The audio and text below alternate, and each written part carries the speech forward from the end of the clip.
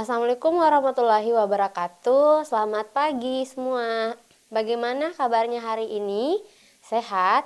Jadi semoga adik-adik yang berada di sekolah, baik itu berada di sekolah, di rumah, dan dimanapun itu selalu dalam keadaan sehat, dipermudah dan juga diperlancar segala urusannya. Kembali lagi dalam salah satu program Dinas Pendidikan yaitu Smart School Generasi Smart Berkarakter Cerdas Kids.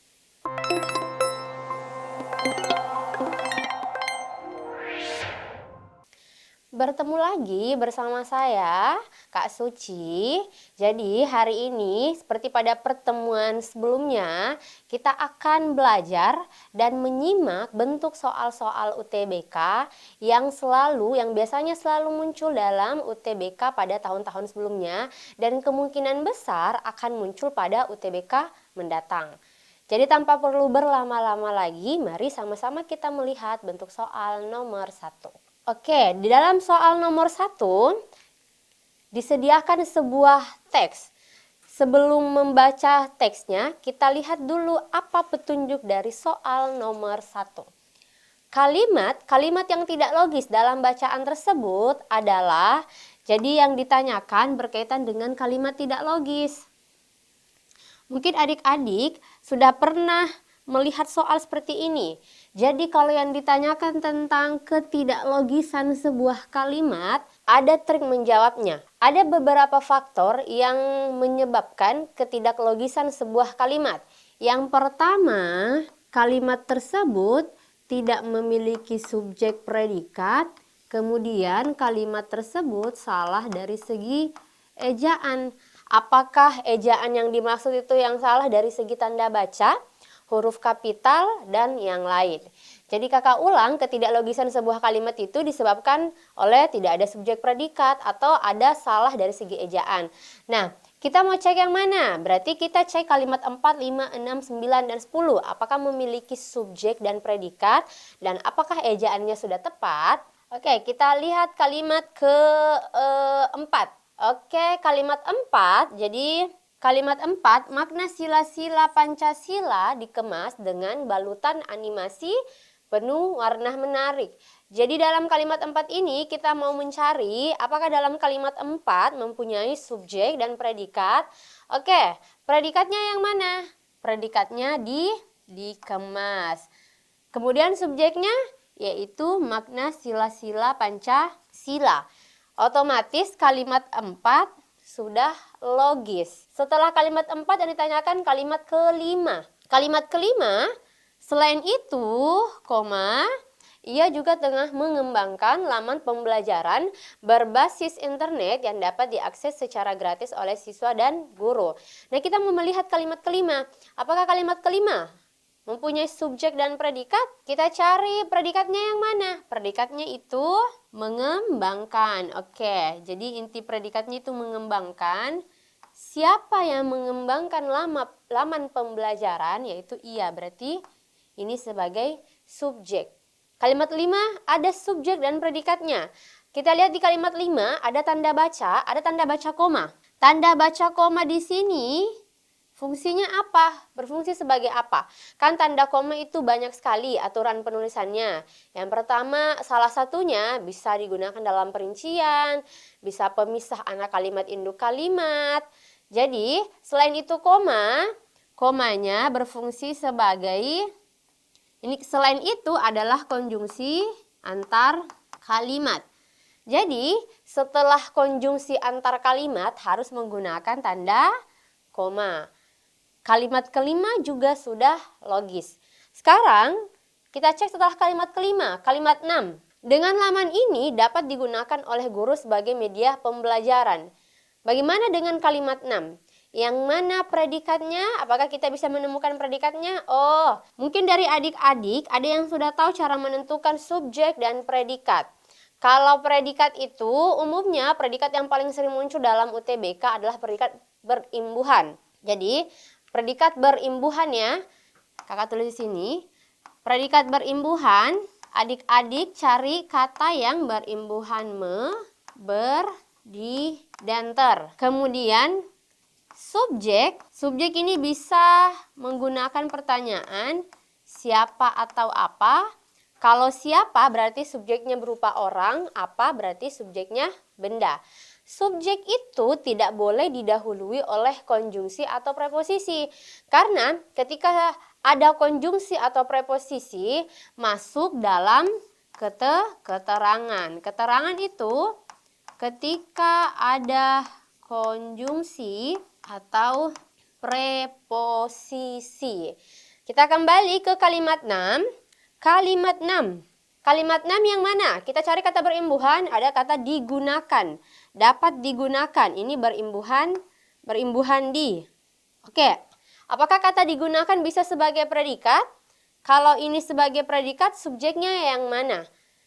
Jadi, perhatikan di sini kalimat 6 berawalan kata dengan. Dengan laman ini dapat digunakan. Kata dengan adalah konjungsi. Seperti yang kakak katakan tadi, subjek tidak boleh didahului preposisi atau konjungsi. Jadi kalimat 6 tidak memiliki subjek. Yang tidak logis ada dalam kalimat ke-6. Kalau kita cek kalimat 9, coba kita cek kalimat 9. Guru harus mampu menyajikan pembelajaran daring dengan memanfaatkan teknologi. Kalimat 9 yang mana yang bisa jadi predikat, yang mana kata yang bisa jadi predikat, yaitu ada kata menyajikan. Oke. Subjeknya guru. Berarti 9 efektif. Kalimat 10 juga ya. Oh, 11. Kalimat 10 tidak dicek. Tapi langsung kalimat 11, sedangkan di teks tidak ada kalimat 11, berarti kita hanya cek 4 opsi saja. Otomatis jawabannya untuk soal nomor 1 berkaitan dengan kalimat tidak logis, yaitu ada dalam opsi Charlie atau kalimat 6, karena tidak memiliki subjek dan predikat. Oke, sekarang kita pindah ke soal berikutnya. Apabila gagasan pada bacaan tersebut dipisahkan menjadi 2 paragraf yang padu dan utuh, pengelompokan kalimatnya adalah, berarti kita mau kembali ke teksnya dulu. Oke, jadi teks pertama ini kita mau bagi menjadi 2 paragraf. Nah, sekarang kita cek. Kalimat pertama, usia lebih dari separuh abad tidak membuat Dahli Ahmad ketinggalan zaman. Pengajar berumur 55 tahun itu terus beradaptasi mengembangkan berbagai media pembelajaran demi menarik minat belajar murid-muridnya. 1 dan 2, kalimat pertama dan kalimat kedua ini masih saling berkaitan. Oke. Nah, sekarang kita cek kalimat ketiga. Ia membuat video-video animasi untuk pembelajaran PPKN. Bagaimana dengan kalimat ketiga? Perhatikan kalimat ketiga, terdapat kata ia. Ia yang dimaksud adalah Dahli Ahmad. Berarti 1, 2, 3 masih saling berkaitan. Kemudian 4, makna sila-sila Pancasila dikemas dengan balutan animasi penuh warna menarik. Di kalimat 3 tadi kan ada kata pembelajaran PPKN. Kemudian kalimat 4, makna sila-sila Pancasila. Oke, otomatis 1, 2, 3, 4 masih saling berkaitan. Kalimat 5, selain itu, ia juga tengah mengembangkan laman pembelajaran berbasis internet yang dapat diakses secara gratis oleh siswa dan guru. Kalimat kelima ada kata selain itu konjungsi antar kalimat. Jadi selain itu adalah konjungsi yang menyatakan penambahan. Kan di sini ia juga tengah mengembangkan. Oke, berarti 1, 2, 3, 4, 5 masih saling berkaitan. 6, dengan laman ini dapat digunakan oleh guru sebagai media pembelajaran. Di kalimat 6 ada kata tunjuk ini. Laman ini, laman yang dimaksud yang mana? Yaitu laman pembelajaran berbasis internet. 1, 2, 3, 4, 5, 6 masih saling berkaitan. Nah, sekarang kita cek kalimat ke-7. Kondisi pandemi COVID-19 membuat guru harus menyesuaikan diri. Nah, di kalimat ke-7 sudah beda pembahasan dari kalimat 1 sampai kalimat ke-6. Jadi, kita penggal di sini. Jawabannya itu 1 sampai 6 paragraf pertama, 7 sampai kalimat 10 paragraf kedua. Berarti jawabannya opsi apa? 1 sampai 6 opsi Charlie. Oke. Jawabannya opsi Charlie karena 1 sampai 6 tadi masih berkaitan, 7 sampai terakhir itu sudah beda. Sekarang kita pindah ke soal berikutnya. Soal berikutnya ada lagi teks. Bacalah penggalan teks di bawah ini. Tapi sebelum kita baca keseluruhan teks, kita lihat dulu apa petunjuk soalnya. Kata ragu pada kalimat 15, teks di atas memiliki makna yang berlawanan dengan kata apa? Jadi kita cek kalimat ke-15. Kata ragu, jika si kecil terlahir prematur dan bunda tidak dapat memberikan ASI, janganlah ragu untuk berdiskusi dengan dokter anak mengenai pilihan susu formula untuk bayi prematur yang bisa bunda berikan kepada si kecil. Jadi kata ragu yang di sini yang ditanyakan berlawanan dengan kata apa? Yang diminta itu yang berlawanan, berarti antonim. Antonim dari kata ragu apa? Nah, sekarang kita cek nekat. Nekat itu artinya apa? Nekat artinya berani. Kemudian kalau berani artinya apa, Kak? Berani berarti tidak takut melakukan sesuatu. Tegar. Tegar artinya tabah. Terus yakin. Yakin, percaya. Bagak. Bagak itu artinya apa? Bangga. Nah, ragu. Apa arti dari kata ragu dulu? Ragu artinya tidak yakin. Karena yang ditanyakan antonim, jadi jawabannya opsi delta. Soal berikutnya, soal nomor 4. Jadi pagi tadi ada mobil bertabrakan. Fungsi beran pada kata bertabrakan sama dengan beran pada kalimat. Apakah kata berkacamata, berpakaian, berhalangan, berlarian, atau bersalaman? Jadi kita harus cek dulu makna imbuhan beran itu apa saja. Makna imbuhan beran. Yang pertama menyatakan saling. Contohnya, berpelukan. Artinya, saling berpelukan. Kemudian yang kedua, menggunakan atau memakai. Contohnya, berbaju, berkacamata. Contohnya, jadi terus menyatakan makna apa lagi? Perbuatan berulang-ulang. Contohnya, berterbangan. Berterbangan itu berarti terbang ke mana-mana. Jadi kita mau cek bertabrakan. Bertabrakan ini menyatakan makna saling. Saling bertabrakan. Jadi kita mau cek dari alfa sampai error harus menyatakan makna saling.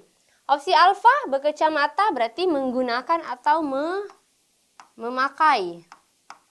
Berpakaian sama, memakai juga. Berhalangan ini lebih ke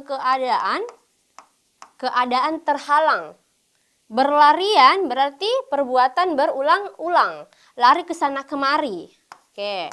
Yang terakhir ada kata bersalaman. Ini menyatakan saling. Saling bersalaman. Berarti untuk soal nomor 4 yang sesuai jawabannya yaitu opsi error. Nah, sekarang kita perhatikan soal berikutnya, soal nomor 5. Soal nomor 5 ada teks, perhatikan teks berikut. Jadi kita cek dulu apa yang ditanyakan dalam soal nomor 5. Kata yang memiliki makna lebih luas dari kata gigi dalam kalimat 9 adalah kalimat 9. Kalimat 9 dengan teknologi ini membantu dokter gigi, ini ada ya, membantu dokter gigi merencanakan prosedur tindakan yang lebih akurat sehingga mengurangi risiko kesalahan. Yang ditanyakan tadi makna lebih luas dari kata gigi. Untuk soal seperti ini, Apa itu makna lebih luas, Kak? Yang mana lagi dimaksud? Mungkin adik-adik pernah dengar hipernim dan hiponim. Oke. Hipernim itu apa? Hipernim berarti kata umum atau kata yang lebih luas. Sedangkan hiponim ini kata khusus yang maknanya tercakup dalam hipernim. Contohnya, misalnya hipernimnya hewan. Oke. Berarti hiponimnya di sini bisa kucing, bisa kuda, bisa sapi, dan sebagainya. Yang ditanyakan kata gigi, makna lebih luas dari kata gigi, berarti yang dicari hipernimnya. Nah, sekarang kita cek. Ada di opsi alfa ada kata putih, bravo, gusi, Charlie, mulut, delta, taring, error, geraham. Jadi langsung saja taring dan geraham ini adalah jenis gigi, gigi taring, gigi geraham. Berarti ini bukan masuk dalam makna lebih luasnya. Otomatis delta tidak bisa, error tidak. Tersisa opsi alfa dan bravo. Yang mana yang paling tepat dari makna luas dari kata gigi? Putih ini lebih ke warna. Kalau kita membicarakan tentang mulut, berarti putih itu lebih ke warna gigi. Ini juga bukan jawaban. Berarti jawabannya opsi apa? Makna yang lebih luas, yaitu jawabannya opsi Charlie. Jadi seperti ini bentuknya. Karena ditanyakan gigi tadi mulut. Di dalam mulut kan ada gigi, ada gusi juga. Berarti gusi tadi ini sejajar dengan gigi. Nah, di bawahnya gigi baru ada gigi taring, gigi geraham. Oke. Jadi jawabannya opsi Charlie ya, makna lebih luas dari kata gigi yaitu mulut. Sekarang kita pindah ke soal nomor 6. Kata pasien dalam kalimat 3 berasosiasi dengan. Berasosiasi. Apa itu makna asosiasi? Jadi makna asosiasi adalah hubungan makna karena keterkaitan dalam kehidupan sehari-hari. Berasosiasi atau makna asosiasi bukan antonim, bukan sinonim, tetapi apa yang terlintas di benak kita saat kita mendengar kata tersebut. Yang ditanyakan itu kata pasien. Pasien berasosiasi dengan kata apa? Apakah obat, sakit, resep, gejala, atau apotek? Nah, sekarang kita cek obat. Apakah obat berasosiasi dengan pasien? Mendekati atau tidak? Jadi obat itu hampir memiliki hubungan, cuman tidak mendekati untuk menjadi jawaban dalam soal ini. Sakit. Bagaimana dengan kata sakit? Jadi kalau kita mendengar kata pasien, yang terlintas di benak kita itu berarti orang sakit. Kan seperti ini. Pasien sama dengan orang sakit. Berarti kata pasien berasosiasi dengan kata sakit. Opsi Charlie tidak tepat, gejala tidak, apotek ini lebih ke.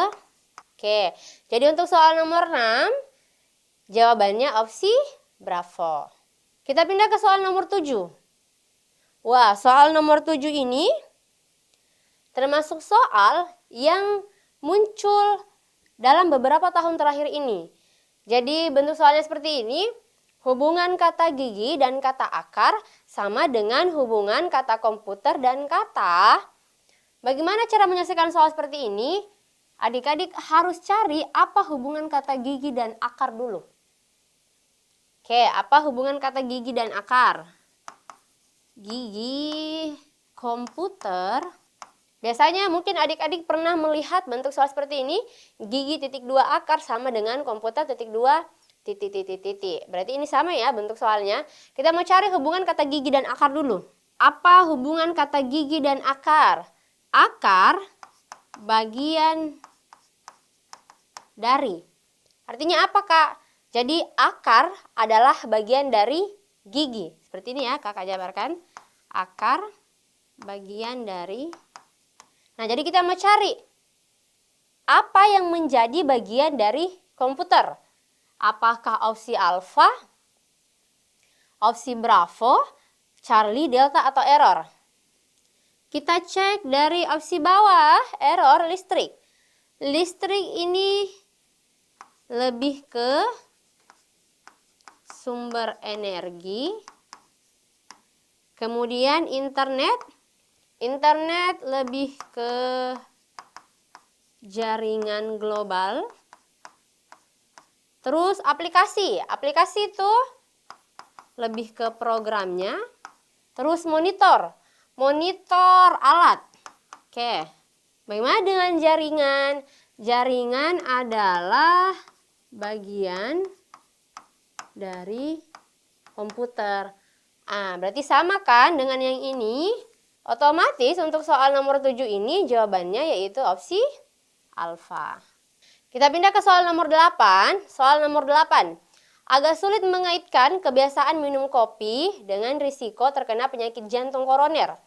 Bentuk kean pada kata kebiasaan mempunyai kesamaan makna dengan bentuk kean dalam kalimat. Kalau di soal sebelumnya yang ditanyakan itu imbuhan beran, sekarang yang ditanyakan yaitu imbuhan kean. Jadi kita mau cek apa saja sih makna imbuhan kean. Oke, makna imbuhan kean itu ada beberapa. Yang pertama, jadi kakak tulis di sini. Yang pertama, imbuhan kean menyatakan tempat. Contohnya, misalnya kedutaan, kecamatan, kelurahan, kerajaan, itu kan menyatakan tempat. Kemudian yang kedua, menyatakan makna menyerupai atau bersifat seperti. Contohnya, kebiruan. Berarti menyerupai warna biru. Contoh lain, kekanak-kanakan, seperti anak-anak. Kebelanda-belandaan, berarti seperti orang Belanda. Oke, kemudian selanjutnya, menyatakan makna terlalu. Contohnya, kebesaran. Oke, makna terlalu, kebesaran, berarti terlalu besar. Contoh lain ada ketinggian, terlalu tinggi, kedalaman, kemudian kekecilan. Selanjutnya, imbuhan kean menyatakan makna ketidaksengajaan atau tidak sengaja. Contohnya, misalnya kesiangan. Kesiangan berarti tidak sengaja bangun siang. Keterlambatan, tidak sengaja terlambat. Terus yang terakhir, menyatakan makna keadaan atau perihal. Contohnya, kemiskinan. Oke, jadi keadaan. Jadi makna imbuhan kean, adik-adik ingat saja ada 5. Ada tempat, menyerupai, terlalu, ketidaksengajaan, keadaan atau perihal. Nah, sekarang kita mau cek, kita kembali ke soal yang ditanyakan itu kata kebiasaan. Kebiasaan menyatakan makna apa? Kalau tempat kan tidak, kemudian menyerupai juga tidak, menyatakan makna terlalu biasa, kurang tepat, ketidaksengajaan juga tidak, berarti menyatakan makna keadaan biasa atau perihal biasa. Kita mau cari yang sama-sama menyatakan makna keadaan. Opsi alfa. Ada kata mana keannya? Mobil baru yang sangat hemat BBM tersebut dipamerkan di kediaman Bupati. Oke. Kediaman di sini menyatakan makna tempat. Berarti ini tidak bisa jadi jawaban karena berbeda. Selanjutnya, ketinggalan. Dia ketinggalan pesawat karena terlambat bangun tidur. Berarti ini tidak sengaja atau ketidaksengajaan. Oke. Sekarang si Charlie.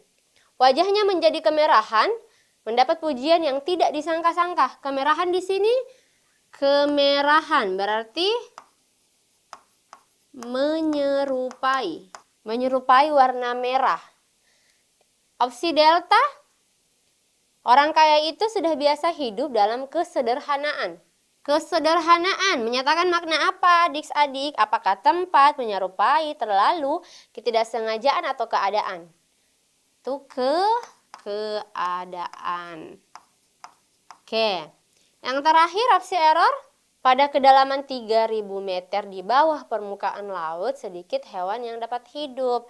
Kedalaman, berarti ini menyatakan makna terlalu ya. Kedalaman terlalu dalam.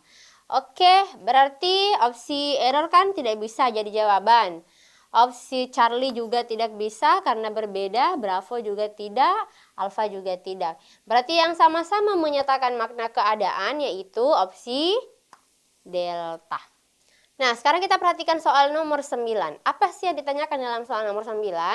Yaitu afiksasi yang tidak sesuai dengan kaidah pembentukan kata dalam bahasa Indonesia terdapat pada kata. Afiksasi itu apa? Afiks adalah imbuhan. Jadi yang ditanyakan penggunaan imbuhan yang tepat yang mana? Apakah pada kata pesulu, peninju, pengebom, petelur, atau pencet? Nah, untuk soal seperti ini kan berkaitan dengan imbuhan yang ditanyakan. Ada namanya nasalisasi atau proses peluluhan kata. Ketika imbuhan me atau pe bertemu dengan kata dasar yang berawalan huruf K, T, S, P, kemudian huruf keduanya, jadi huruf keduanya huruf vokal. Yang mana huruf vokal? A, I, U, E, O. Berarti KTSP ini bisa luluh menjadi K luluh menjadi NG, T jadi N, S jadi NY, P jadi M. Tetapi ketika huruf keduanya huruf konsonan, otomatis KTSP ini tidak bisa menjadi nge-en, nye-em. Jadi tidak berlaku ketika huruf keduanya huruf konsonan. Kakak kasih contoh misalnya imbuhannya me. Kata dasarnya palu. Oke. Jadi adik-adik bisa cek. Ini kan berimbuhan me. Kata dasarnya berawalan huruf P. Berarti masuk kan ada KTSP. Berarti yang ini ya. Kemudian cek huruf keduanya. Huruf keduanya huruf A. Huruf A berarti vokal. Ketika huruf keduanya huruf vokal, P-nya bisa berubah menjadi M. Bukan mempalu, tetapi memalu. Kemudian misalnya contoh selanjutnya. Ketika transfer. Imbuhannya me, kata dasarnya transfer. Oke. Nah, bagaimana dengan kalimat ini? Ini kan imbuhannya me. Kata dasarnya berawalan huruf T. Huruf keduanya R, yaitu konsonan. Ini kan R, jadi huruf konsonan. Ketika konsonan, T-nya tidak bisa berubah menjadi huruf N. Yang ini kan tidak bisa berubah menjadi huruf N. Jadi tetap kata dasarnya mentransfer. Oke, seperti ini bentuknya. Kemudian, jadi kita cek dulu dalam opsi alfa ada kata pesuluh. Pesuluh, apa itu artinya pesuluh? Pesuluh itu orang yang memberikan penyuluhan atau informasi. Berarti ini sudah benar. Kemudian bagaimana dengan opsi bravo? Peninju. Peninju itu artinya apa? Peninju adalah orang yang meninju. Peninju kata dasarnya apa? Tinju kan? Jadi berawalan huruf P bertemu dengan kata dasar tinju. Nah, ini huruf T, terus huruf keduanya I atau vokal. Jadi bukan petinju melainkan peninju. Ini sudah tepat juga, ini juga sudah. Opsi Charlie, pengebom. Kak, bagaimana dengan pengebom? Kata dasarnya itu kan bom. Oke, di dalam morfologi kan penggunaan imbuhan itu ada nasalisasi, ada juga namanya morfofonemik. Salah satunya ketika imbuhan pe bertemu dengan kata yang bersuku kata satu. Jadi imbuhan pe bertemu dengan kata yang bersuku kata satu akan mengalami penambahan fonem, yaitu fonem ng atau nge. Nah, sekarang kita cek. Ini kan pengebom kata dasarnya bom. Imbuhannya pe, jadi ditambahkan nge, nge. Ini juga sudah benar, pengebom, bukan pembom. Kemudian opsi delta petelur. Bagaimana dengan petelur? Petelur ini kan artinya bukan orang yang bertelur, bukan. Yang menghasilkan telur. Oke, ini juga benar. Kemudian opsi error, pencet. Bagaimana dengan pencet? Ini kan kata dasarnya satu. Kata dasarnya satu.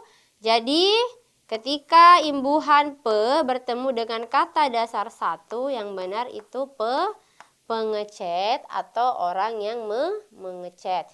Berarti untuk soal ini yang benar afiksnya itu yang benar kan? Yang salah yang ditanyakan. Afiksasi yang tidak sesuai. Oh, berarti yang salah. Yang tidak sesuai itu ada pada opsi error. Di sini seharusnya pengecet. Kita pindah ke soal berikutnya, soal nomor 10. Penulisan kata baku. Yang tepat adalah, jadi kita mau cek yang mana dari alfa sampai error yang kata bakunya benar. Kita cek opsi alfa. Berkas itu perlu dibubuhkan materai. Penulisan materai yang tepat seperti apa? Apakah materai, meterai, materai atau meterai? Yang mana yang tepat? Yang tepat itu meterai. Berarti yang ini salah. Nah, sekarang kita cek opsi Bravo. Kita harus disiplin pada budaya antri. Bagaimana penulisan kata antri? Apakah menggunakan huruf I atau menggunakan huruf E? Antrian atau antrean? Mengantri atau mengantre? Yang mana yang tepat? Jadi yang tepat yaitu menggunakan huruf E. Oke, ini salah. Nah, sekarang kita cek opsi Charlie. Kwitansi merupakan bukti penerimaan uang. Kata kwitansi. Penulisan kwitansi yang tepat seperti apa? Apakah menggunakan huruf W atau penulisannya biasa saja? Biasa saja itu seperti ini. Kwitansi. Yang mana yang tepat? Menggunakan huruf W atau pakai huruf U? Yang tepat itu yang menggunakan huruf U. Oh, sorry. Ini salah ya. Oke, tersisa dua opsi. Delta dan error. Sekarang kita cek opsi delta. Seorang supir mobil sedan tampak hati-hati saat berkendara. Bagaimana dengan opsi delta? Jawab yang mana yang baku penulisannya? Supir atau sopir? Menggunakan huruf U atau menggunakan huruf I? Sopir. Yang mana? Pakai U atau pakai O? Jadi yang benar itu sopir, yang salah itu ini supir. Nah, sekarang kita mau cek tersisa opsi error, berarti jawabannya pasti opsi error. Ibu menjemur spray yang baru saja dicuci. Ini sudah benar ya, spray. Kalau misalnya penulisannya seperti ini, spray, ini salah, tidak baku. Oke. Jadi untuk soal nomor 10 yang ditanyakan kata baku, jawaban yang tepat yaitu opsi error pada kata spray. Oke. Nah, kita pindah ke soal nomor 11. Wah, mungkin adik-adik pernah melihat soal seperti ini. Kak, ini soal apa sih namanya? Bahasa Panda ya atau apa? Jadi ini nama soal, kategori soal ini itu kriptogram, dinamakan sebagai soal kriptogram. Nah, bagaimana penyelesaiannya? Kakak ada trik cara menyelesaikan soal seperti ini. Jadi kita cek, di sini kan ada untuk mengangkut berangkas dinyatakan dengan kata tabila lam cenaimbos, kemudian kereta menarik gerbong, yaitu grosean noi se ano ndos. Kemudian berangkas ditarik kereta dinyatakan dengan kalimat tabila ndos noi se ano noi. Agak ribet ya penyebutannya. Jadi yang pertanyaannya, bagaimana mengatakan gerbong diangkut truk dengan bahasa tersebut? Nah, triknya seperti ini. Adik-adik tidak perlu cek satu-satu, misalnya oh truk itu sepertinya dinyatakan dengan tabila deh, atau misalnya kereta itu kayaknya dinyatakan dengan grosean deh. Tidak. Jadi triknya adik-adik coret kata yang sama. Kata yang ini nih yang saya maksud, yang bahasa-bahasa asing. Jadi adik-adik coret kata yang sama dan kata yang hampir sama atau hampir mirip. Jadi kita cari dulu, mana kata yang sama penulisannya. Tabila, oh iya, ada kata tabila, kita coret ini karena sama. Ada lagi yang sama, ada kata mana.